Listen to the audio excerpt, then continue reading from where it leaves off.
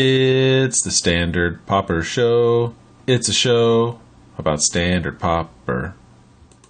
Hello, everybody. It's me, Brennan, your lovable host. Along with me, as always, is Sam. Say hello, Sam. Hello, everybody. Merry, happy holidays and such. Yep. I hope everybody's holidays are the merriest. You know what makes my holiday merry?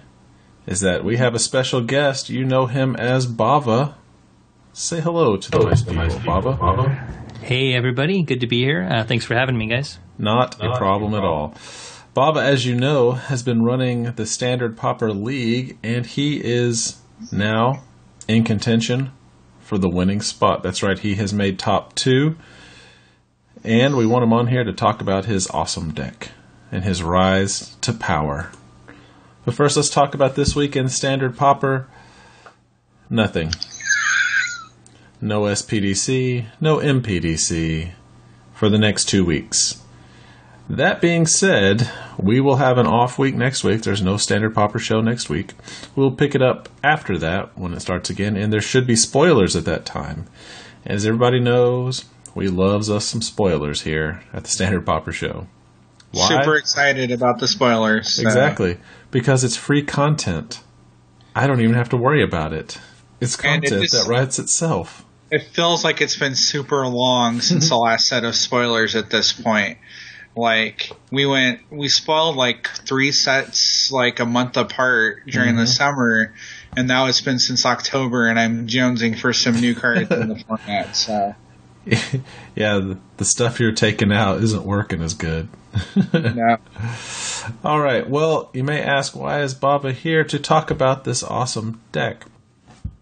So, Baba, let's talk about your awesome deck, and it has gotten you all the way to the top slot. You're just waiting to fight your last battle. Why don't you tell us a little bit about the Boros Heroic? Well, to be fair, I think Dr. Chris Baker should get credit.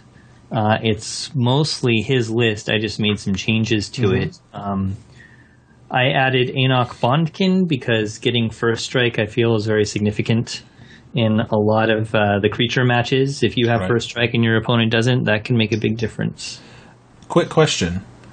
When you are using the Enoch Bondkin, do you find yourself mostly relying on other creatures getting their own counters, or do you try to put a counter on the Bondkin itself? I generally rely on the other creatures. It's easier to get the heroic creatures to get counters on them. And so you basically just use the Bondkin as like an anthem effect. Yeah, he just gives everyone first strike, and if you're not under any pressure, then you can get +1/+1 every turn, and eventually he becomes a threat. That's true. It's a long game. Okay, cool. That's the nice thing about Outlast is, if you go long, it really makes a difference. Oh, definitely. Other than that, I've got the 4 Lagana Band Trailblazers. And 3 in Akroan Crusaders instead of the other way around. I really love that 0/4 1-drop. I do too. When it was first spoiled, I was all behind that card. I thought it was awesome. I thought it was lame, but it has proven me wrong. Brendan proved me wrong on that. So, and there you go. Well, he's great against aggro decks. He doesn't die to lightning strike even before you pump him up. And he can just get huge, and then he's hard to kill. So right, it's awesome. It's pretty great. And then the 4 hopeful Eidolons in the sideboard was the other change, because getting that life gain can be very significant. Oh, without a doubt. Anytime you can get in a hit or 4 with anything bestowed with the Eidolon is good times for any of these decks, considering the aggro. And so let's take a look. Oh, and also I also love the Fall of the Hammer. With all this heroicism over here. Or heroism. Is that right? Yeah, that's right. Anyway, Fall of the Hammer. Love it. Think it's an awesome card. Especially for heroic. Okay. Let's take a look at an opening 7. We'll talk about, since we actually have the person who's running the deck here, we can actually ask you whether or not you would keep it. Let's start off. We got a Mountain. Windscarred Crag. Like it so far. Dragon Mantle. Lagana Band, Defiant Strike, a Crow and Skyguard, and Feet of Resistance. I don't think I have to ask, but are you going to keep it? Oh, yeah. That's a snap keep. Yes. I have a randomizer that I always use to make these opening hands, and it's just something that, it just helps with the show. And very, very, very few times do I get a hand that I'd go, oh my gosh, this is awesome, I'm going to keep it. But yeah, I 100% agree. I'm assuming you agree too, Sam? Oh yeah, this is a awesome opener. I mean, just the fact that you're going to have a 3-something Trailblazer turn 2 is pretty impressive. So yeah, no, that's pretty good. Yeah, it's crazy. Yeah. Well, you won't, because your Windsguard Crag's going to come into play tapped, but you'll have a Skyguard turn 2. Oh, yeah. That's true. Sorry. And if the Skyguard doesn't die, then you have a pretty good chance of making him big. Which, these decks, if you can, getting those flyers big is important, because you can get clogged up on the ground so easily in Standard Pauper, as I'm sure you guys are aware. Oh, yeah.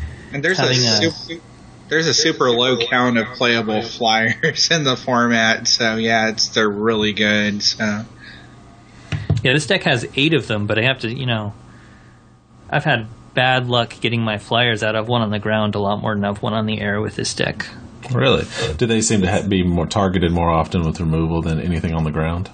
Oh yeah, they eat removal real quick, especially that Akroan Skyguard. He dies to that 1 damage to everything spell. The Scouring Sands. That's the one that happened recently. He dies to everything. He doesn't live. All right. Well, let's take a quick look at your. I have to technically call it a curve, but it's just a giant tower of the 1-drop, 2-drop split. So yeah, I had made a prediction a long time ago that only something with a significantly high low end, so basically a high count for the low end mana cost, was going to be the one to win, just due the nature of what's out there right now. And you have proven that, so thank you for making me look like I'm not dumb. You've proven that quite handily with your 1-drop, 2-drop deck. It's pretty awesome.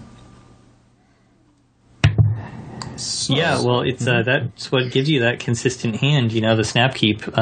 The deck is surprisingly consistent, getting you what you need. Yeah, great. Let's take a look at the next 6 and see what we get. See if we are rewarded even further. Satyr Hoplite seems pretty useful.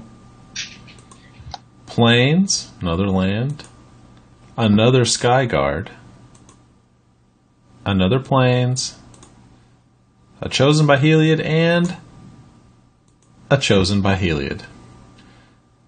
So you have Dragon Mantle in your opening hand, and you have 2 Chosen by Heliods, gaining a lot of card draw on this one. I believe it's also Defiant Strike will get you a card as well, doesn't it? Yes, it does. Mm-hmm. Yeah, you got a lot of things that can trigger Heroic and gain you card advantage at the same time. So it's very nice. So I think we were definitely rewarded. This seems like a great opening hand, and the next 6 seems like they'll get you there. You have 2 replacement creatures and 2 more heroic triggers with draws attached to them. Oh, it's great. Just cantripping like crazy. All right. Well, the League. We're waiting for, as of the recording of this show, you have not played your final match, the match to win it all. So, no. He's got some, my opponent, I think, has been having some health issues, so I'm hoping he can get over those and email me back and we can get something scheduled. It's kind of hanging over my head. Right. With the holidays, and it'd be nice to find out who's going to be the champion and who's going to hang their head in shame. Well, I'm voting. It's been fun. Right, yeah. It was great. I wish I had done better. I did the ignoble 0-4, which I'm just glad that my counterpart on the show, Sam, did much better to give some more credit to the show. 3-2 See? is what I ended up. So no, not bad. But anyway, yeah, the league, it's almost over. Have we decided if there's going to be another league? Are we taking a break? Are we going to do a different thing? Any thoughts on that? The future of the league? Well, we're kind of going to see what's going on. I'm waiting to see what Wizards does with their league stuff because, they put it off to 2015. I don't know how late into 2015 they're going to do that. A January launch would be really cool. Gwynedd has his sealed, a sealed Standard Pauper League? Yes. Sealed League, which is an interesting concept. I'm looking forward to it. Sam and I have been talking about it, and we're kind of thinking... Theory crafting. Yeah, theory. We're working a lot of theory, and as soon as that starts rolling, we're going to... I'm sure that will also be another segment on the show. So I guess we'll have to wait and see if MagicGatheringStrat is going to do another league or not. I think so. I think there'll just be a little break, maybe, but we'll get another one in there. And if Gwynedd's league gets going and gets a lot of the same people that might be in our league, maybe just cover that one and do something after his is over. I'm not sure. Okay. Sam and I were throwing around the idea of a Standard Pauper cube, or maybe even just a Pauper cube. I have both built in Cube Tutor, so it'd be kind of easy to run that through. So, we've been throwing around ideas, seeing if something like that's even viable.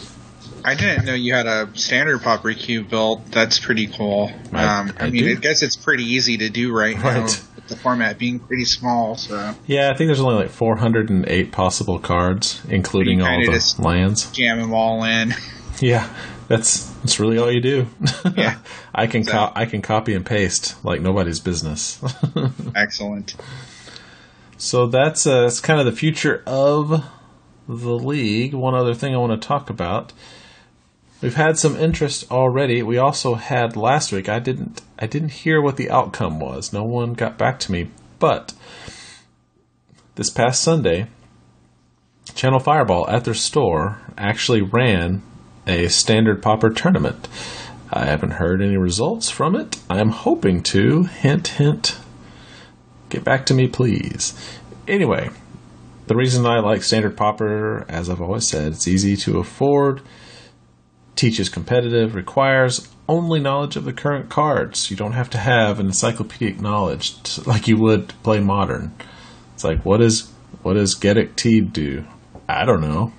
It's a card people like to play. So, how can I help you? I will mention the store, just like I did, Channel Fireball. They ran a tournament. I would love to see pictures, deck lists, anything anybody has. If you take pictures, I'll post them. If you do any kind of tweets or whatever, I will retweet them. Talk about them here on the show. Just let me know, and I will support you in any way I can. Well, there is no Dan this week. He is vacationing in the wonderful land of the Swedes. So we got to talk about what happened in this last round of the Pauper Gauntlet.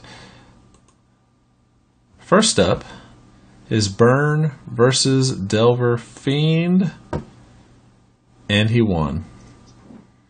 I thought it was a bit of an early concession, but hey, a win's a win, right?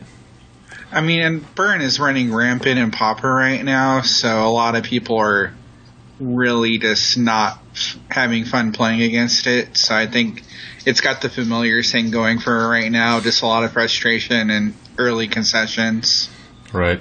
Yeah, so like Burn has kind of run rampant, not to spoil anything in this round in particular, so... Yeah, this round is a very interesting round. This was a nice thing to start off with. Burn is gross right now. Yeah.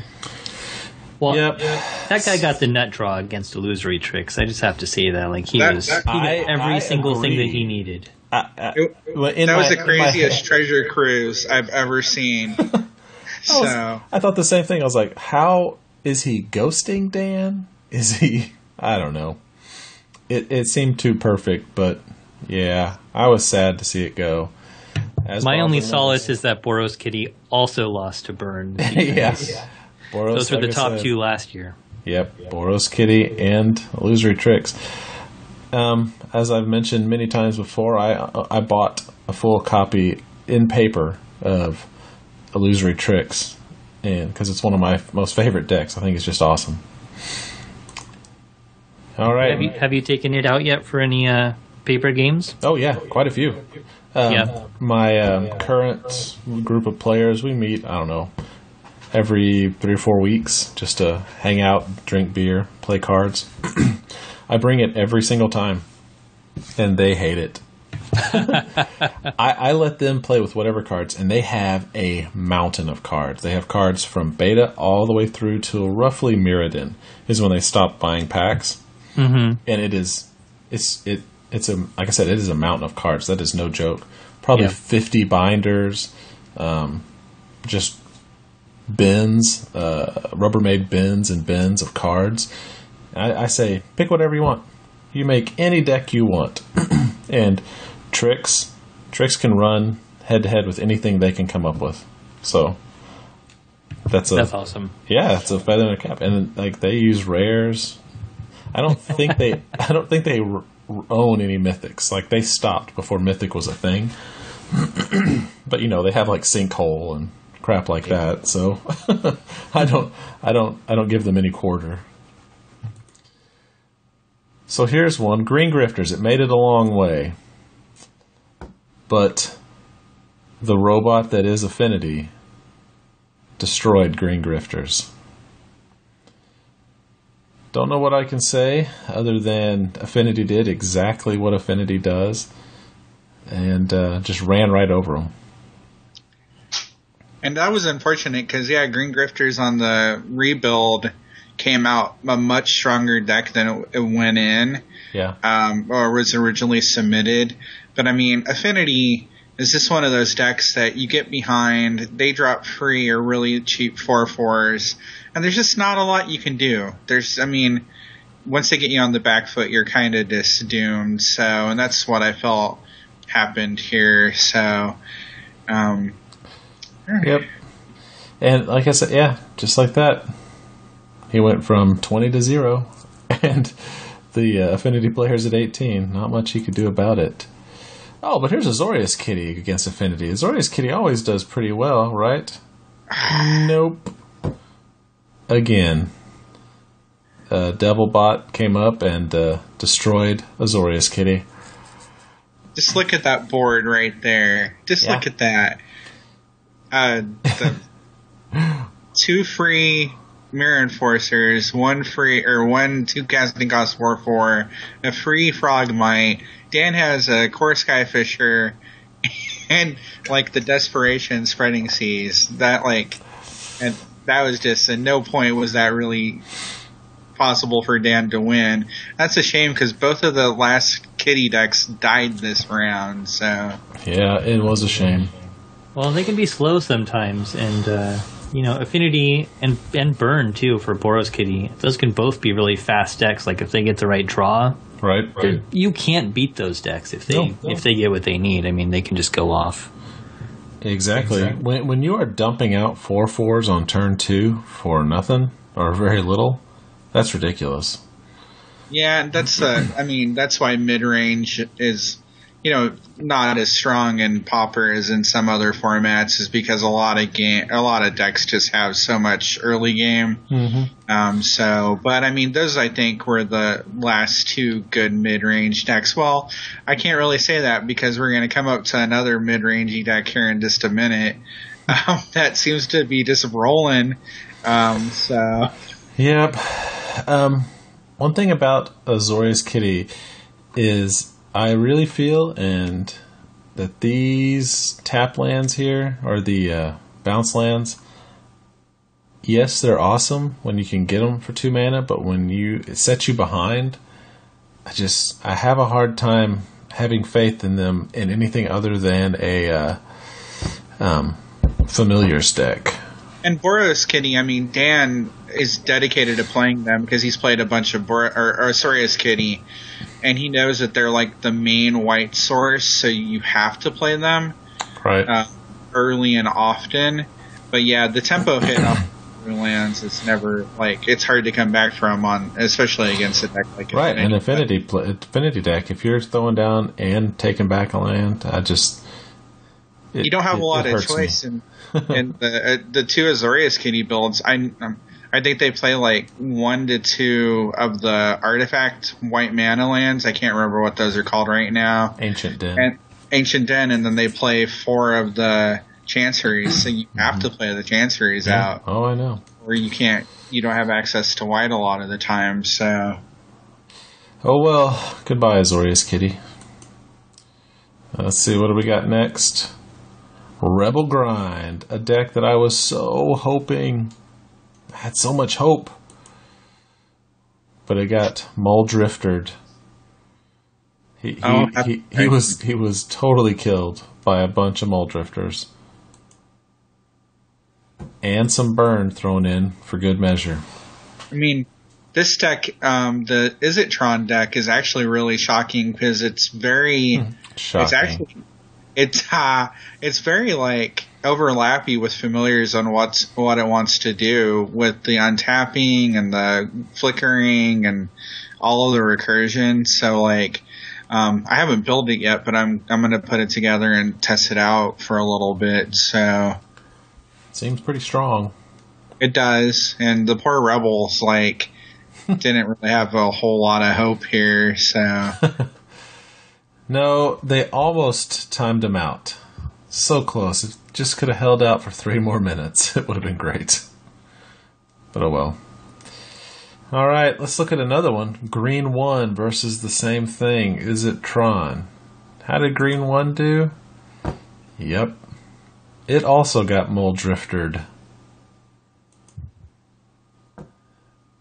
And burnt. Twice in a row, we hit the same problem. Same guy playing it too, and he seemed like a really good pilot. So Sander RJ. But unfortunately, Dan plays at times that you kind of got to take what you can get. So if you're playing the same person over and over again, that's just what happens.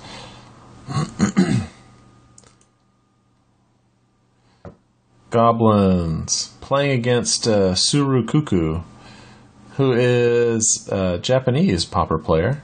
Runs a Pauper site in Japanese. But unfortunately, Suru Kuku beat up Dan pretty good. And his deck was super teched out against aggro. Yeah, all of the Nest Invaders. I made a comment. I was like, I haven't seen Nest Invaders use that effectively in a long time, but they certainly were. I mean, they're. I haven't seen them outside of a Watch Right stack. And that's pretty much where they're played, just because you want to get a lot of dorky tokens into play. But yeah, and like he was clearly playing like Electricities out of the sideboard for against goblins, and so Dan had stated that he's like a Japanese David Schaefer or something like that for deck design. So I haven't ran into him. I don't know if he plays the dailies because I don't see his name on the list very often. So. Yeah. He was killing with Delver Fiend for forever. I mean, really, like, I'm surprised he's playing a non-Delver Fiend list, but that's what he usually plays in the dailies, and he was getting 4-0s and 3-1s forever. Wow, I mean, and when you look at this build, I mean, it seems like it would be pretty decent against Delver Fiend. So maybe it's just trying to meta. He's trying to build for that because he still Delver is still always going to be one of the most popular decks around, so. That is true. But unfortunately, no more goblins. Boom. Got greened out with some aggro. Very aggro. And some wolves. Totally kicked goblins' butt. Okay, let's talk about Delver Fiend. Speaking of Delver Fiend versus Boros Metalcraft. What happened here? Yep, it was 2 metal for the Delver Fiend.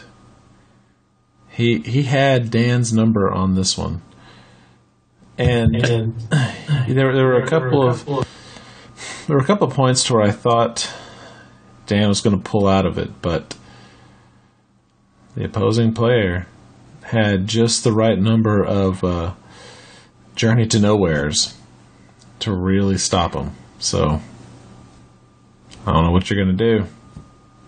That circle of protection seems pretty relevant too. Oh, no. Even with that flaring pain sitting in Dan's hand.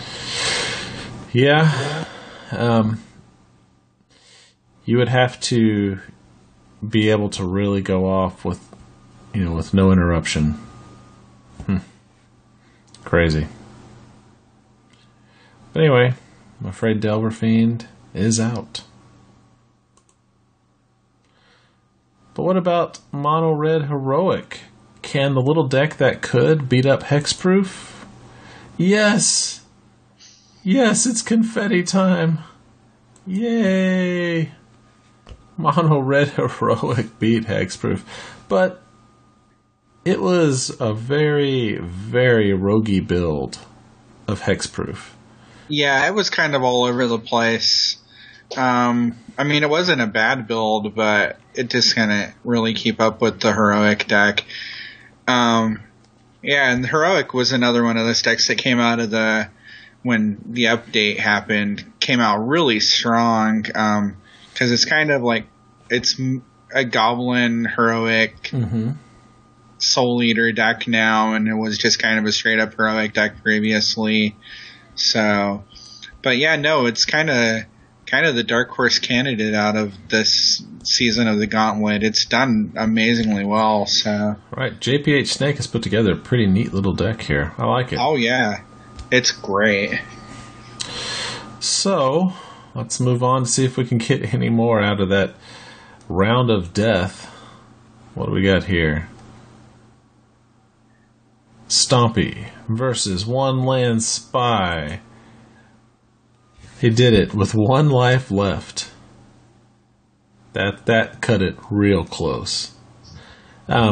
He got him. He hit him for 19. I don't know how he didn't hit him for 20, but I guess he just didn't go out. He had one less card that he needed. But there you go. That's the problem. That's the problem with One Land Spy is there's no margin for error at all. You go off and you've exiled one extra Spirit Guide or something like that, and you can't win. I mean, you very clearly playing the deck know when you can no longer win. So I've played, 20 matches with it, and I've won maybe 4 times just out of ineptitude, really. So just kind of a match that you would hope to play as Stompy. Because it's no nonsense and straightforward and batch based, but I'm glad Dan won. I mean, I think he's beat One Land Spy every time that it's come up so far, so. Yeah, Stompy, classic build.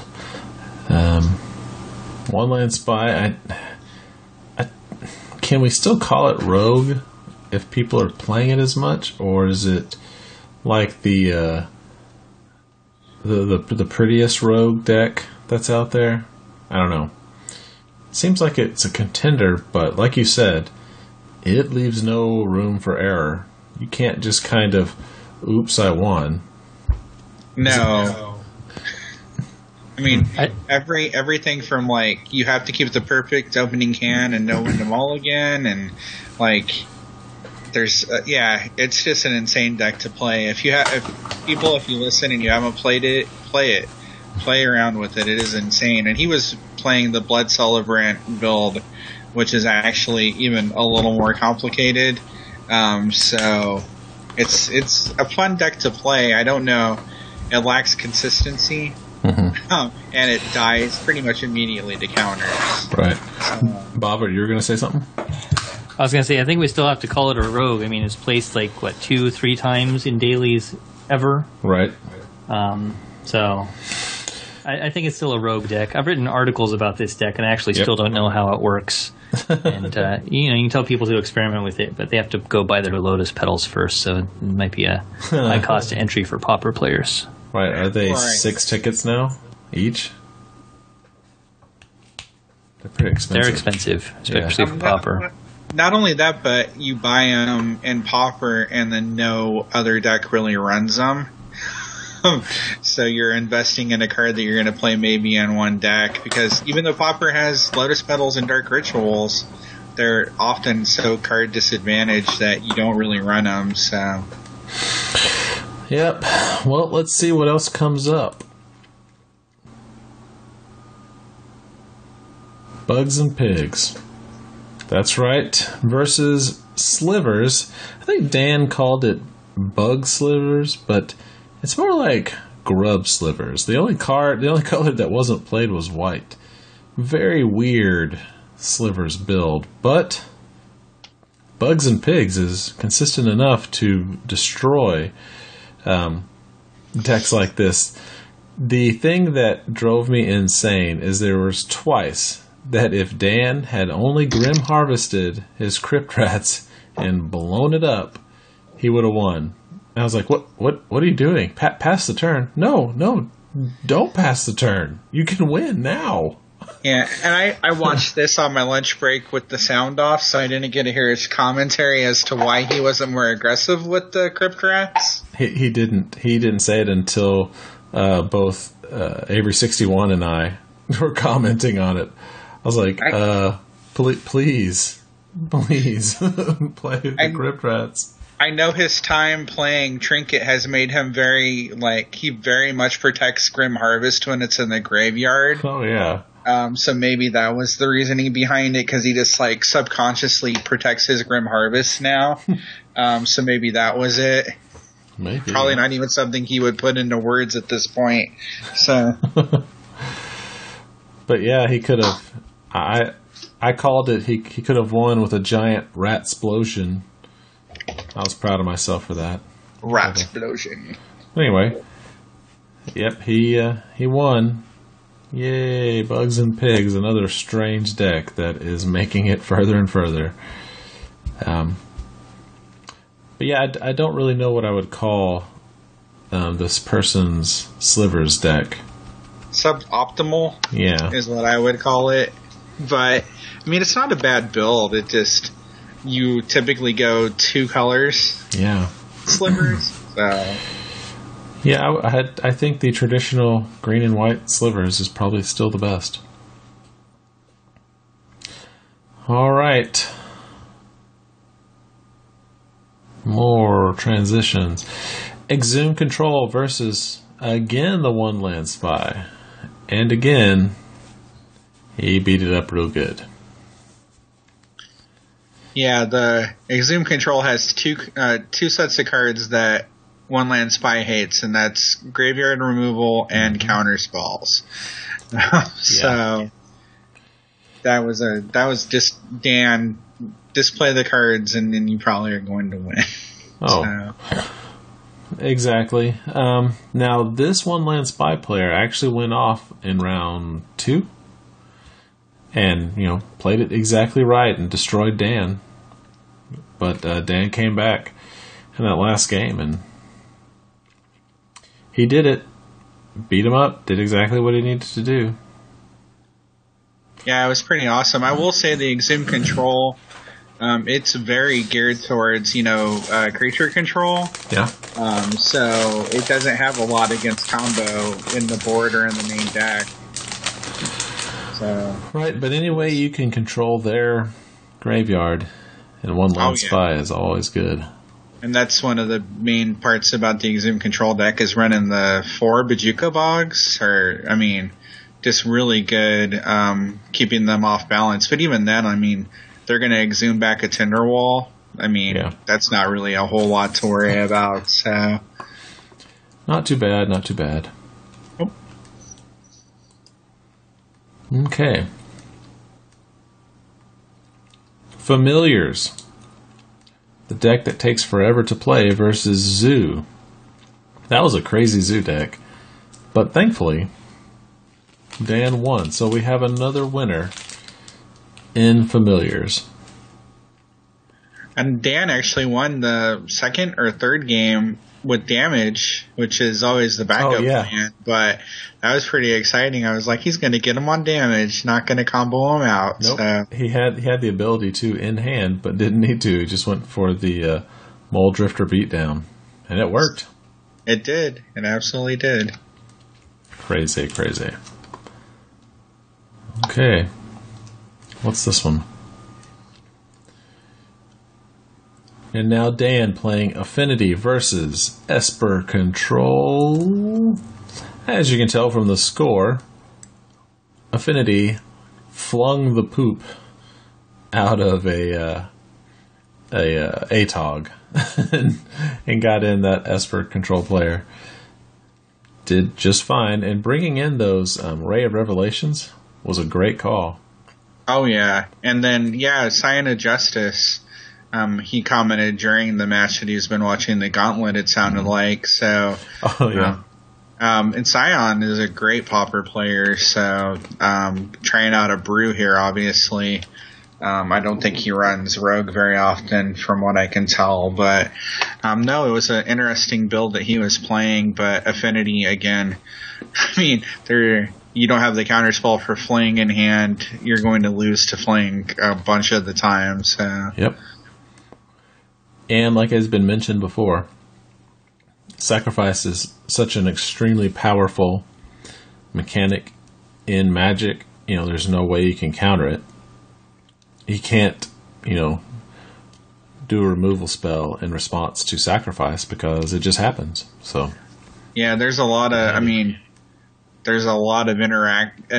cards that have been printed for Sacrifice, but they're typically, rare level and higher. But Affinity, full of broken stuff, so that's just a good, and it's a great Affinity build too. I can't remember who built that particular build that Dan's playing, but it's super strong. And then, it was a good match, so I think that was the last one of the week too. Yep, that was it. Well, I believe that brings us to the end of the Gauntlet. So, This round. No, I'm sorry. This round. Yeah. 7 End and of 7. the Gauntlet talk. Dan finished 7-7, and he's going to start the playoff to determine the other 3 decks that will be in the top 10. Top 10, right. The top 10 playoff has been recording those, yes. And then he said that the next round will start after the new year. Round 8 will start after the new year because that's when the playoff will be over. So there you go. Yep. Does anybody have any final comments about this last round? Any observations? A lot of my favorite decks are now dead. I kind of expected Boros Kitty and Trix and maybe that one of the Azorius Kitty builds to be in the top 10, naturally in the top 10. And I'm not saying they're not going to end up back in there in the top 10 playoff, but it just seems like the meta has shifted even since the beginning of the Gauntlet a couple months ago. So it's been really fun to watch. So I'm looking forward to the conclusion in February or whenever. So. It will be very interesting to watch. Yep. Okay. Well, that brings us to the end of the show. Please visit MagicGatheringStrat.com. Also on YouTube, you're watching this, you're already here. Just subscribe to our channel. We have all kinds of content. Twitter, we're at MagicGathStrat. If you want to reach me on Twitter, it is at Cerulean Says Hi. Hello. If you want to reach Sam, it is at SPO7677, Facebook/MagicGatheringStrat. Baba, do you have any contact information you would like to tell the people in case they wish to talk to you about your awesome league representation? Oh, yeah, they can talk to me about anything. I also run MagicGatheringStrat.com, so they can talk to me about that if they want to. Yes, he is our guru for the site. Also is a major part of the Facebook page, too. I don't think without Baba, I don't think we would have much of a presence of anywhere. Well, Dan does some stuff on Facebook. But, yeah, I do. All the articles go up there. I put those up there. But mainly the best way to reach me now is on Twitter at Bava_MTG. My personal Twitter account is all library stuff. So okay. I'm starting to post magic stuff there. I have some ridiculous number of followers from back when I was trying to be cool on Twitter. So yeah, follow me, Bava_MTG on Twitter, and we can chat there. Sounds cool. All right. Well, this brings us to the end of the show. And for the Standard Pauper Show, I am Brennan. I'm Sam. And I'm Bava. Thanks, guys. Yeah, thanks for watching and listening. Have a good day.